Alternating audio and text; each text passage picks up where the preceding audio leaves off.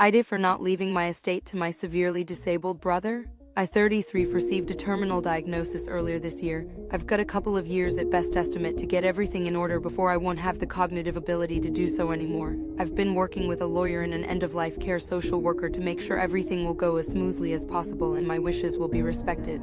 I also have a complicated family situation. My parents were never married and my dad died when I was 12 of the same condition I now have. He never married, so all his assets were put in a trust for me by my grandparents. My mom married after they broke up and had my half-brother 26.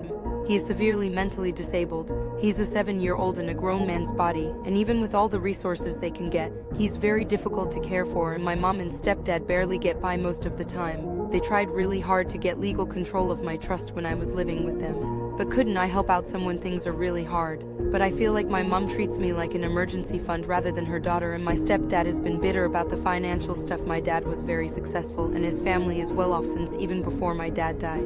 I don't talk to either of them about my life because they always get passive-aggressive and guilt-trippy. I've been trying to talk more with my mom now that I know I'm on borrowed time. We've never had a great relationship, but I wanted to try and resolve some of it.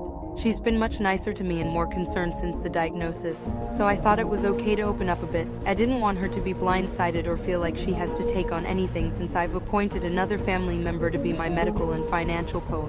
So I talked to her recently about my plans. I told her that I know my half-brother is a full-time job, so I'm having other people take care of my care so she won't be burdened. She was thankful for that, but then brought up how she always hoped that I would be the one to make sure my brother was taken care of when she was gone, and that in a way I still would be.